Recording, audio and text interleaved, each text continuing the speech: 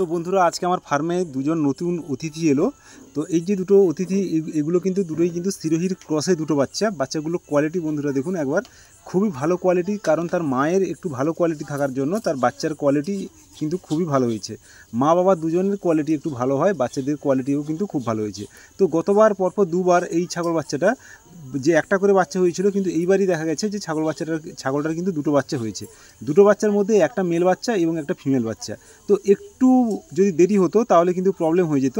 তো যাই হোক, যথারীতি সঠিক সময়ে মোটামুটি আমি ফার্মে চলে আসার জন্য ফার্মে কিন্তু ছাগল বাচ্চা দুটো সেরকম কোনো কিছু গুরুতরভাবে কোনো কিছু অ্যাটাক হয়নি, বা আমার ফার্মে সেরকম কোনো কিছু ক্ষয়ক্ষতি হয়নি। বাচ্চা দুটোকে সদ্য বাচ্চা দুটো হয়েছে এই অবস্থায় আমি ফার্মে চলে আসি এবং বাচ্চা দুটোকে রোদ্দুরে একটা পেপারের বস্তা বিছিয়ে বস্তাতে বাচ্চা দুটোকে নিয়ে আসি, যেন প্রকাশ্যে যেন পুরোপুরি সূর্যের যে তাপটা ওটা যেন পায়। তো অনেক বাচ্চা ঠান্ডার সময় হয়, অনেক খামারি বন্ধুরা এটা করে কি, যে মোটামুটি একটু আলো বা আগুন জ্বালিয়ে গরম সেঁক দিয়ে বাচ্চাদেরকে স্বতঃস্ফূর্ত করার চেষ্টা করে, কিন্তু আমি ওটা করিনি। যেহেতু এখন প্রচণ্ড ঠকঠকে রোদ, তো এই সময় বাইরের টেম্পারেচার খুবই হাই। তো যেহেতু এটা দুপুরবেলার দিকে হয়েছে, তো বাচ্চা দুটোকে আমি রোদে নিয়ে এসেছি। তো রোদে রেখে তাদের যে পায়ের যে নরম যে খুরগুলো থাকে এগুলো আমি কেটে দিয়েছি।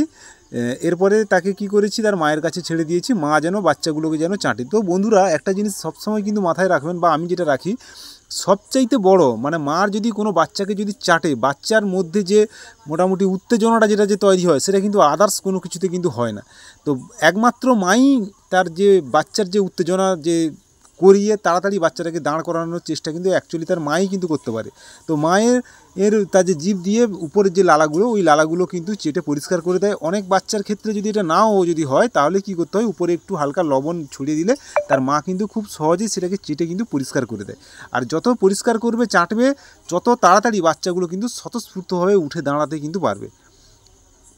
এরপরে যেটা করণীয় বা আমি যেটা করি, এর যে নাভিটা যে কাটা হলো, ওই নাভির মধ্যে কিন্তু বেটাডাইন দিয়ে ধুয়ে দিতে হবে, বা বেটাডাইনে নিয়ে ডুবিয়ে দিতে হবে, যাতে বাইরে থেকে কোনো রকম ব্যাকটেরিয়া ওই নাভির মাধ্যমে তাদের শরীরের মধ্যে যেন ঢুকতে না পারে। আরও ভালো, যেটা আপনারা যদি চান তাহলে কিন্তু করতে পারেন, এটা কি হয়, বাচ্চাদেরকে কিন্তু এই সময় একটা টিটেনাস ইঞ্জেকশনও যদি আপনারা চান তাহলে করাতে পারেন। তো সচরাচর আমি কিন্তু এটা করাই না, বা সেরকম কিন্তু কোনো প্রয়োজন পড়ে না, কারণ মায়েদের আমাদের ET+TT যে ভ্যাকসিনটা এটা কিন্তু করানো থাকে। তো টিটেনাস হওয়ার সেরকম কোনো ভয় নেই, যদিও তবুও করিয়ে রাখাটা কিন্তু ভালো। তো যেটা কিন্তু আমি করাই না। এরপরে যে জিনিসটা করতে হবে, সবচাইতে বড় জিনিস, ওলানটাকে ভালো করে পটাশিয়াম পারম্যাঙ্গানেট জল দিয়ে ধুয়ে দিতে হবে। তো যেহেতু আমি ফার্মে তাড়াতাড়ি চলে এসেছি, তো আমার কাছে পটাশিয়াম পারম্যাঙ্গানেটও কিন্তু নেই এই মুহূর্তে। তো এটাকে আমি পরিষ্কার কলের জল দিয়ে ধুয়ে গামছা দিয়ে ভালো করে পুছে বাচ্চাকে কিন্তু মায়ের প্রথম যে শাল দুধটা, ওই দুধটা কিন্তু তাদেরকে আমি মুখে দিয়েছি। বাচ্চা হওয়ার মিনিমাম আধা ঘন্টার মধ্যে তাদের মায়ের যে শাল দুধ, অর্থাৎ একটা কোলেস্ট্রমযুক্ত হলুদ যে দুধটা, ওই দুধটা কিন্তু খাইয়ে দিতে হবে। ফলে বাচ্চারা কিন্তু খুব দ্রুততার সাথে কিন্তু তাদের শরীরের মধ্যে যে ইমিউনিটি বা তাদের শরীরের যে স্ট্যামিনা, সেটা কিন্তু ফিরে পাবে এবং বাচ্চাটা খুব তাড়াতাড়ি কিন্তু দাঁড়িয়ে যাবে। তো প্রথম বাচ্চাটাকে আমি খাইয়ে দিলাম, এবার সেকেন্ড বাচ্চাটার পালা। তো এটাকে কি করতে হয় বন্ধুরা, আপনারা বা আমি যেটা করি, এটাও চাইলে আপনারা কিন্তু করতে পারেন। বাচ্চা যদি দুধ টেনে না খেতে পারে, তাহলে মায়ের দুধকে একটা বাটিতে করে ধুয়ে তারপর সেটাকে সিরিঞ্জের মাধ্যমে কিন্তু খাওয়াতে পারবেন। তো যেহেতু মায়ের দুধ প্রথম খাচ্ছে এরা, তো বাঁটের যে স্টিলটা থাকে, ওই স্টিলটা কিন্তু অবশ্যই আপনারা কিন্তু ভেঙে দিবেন, না হলে বাচ্চারা টানলে কিন্তু দুধ তাড়াতাড়ি কিন্তু বেরোয় না যদিও। তো এটা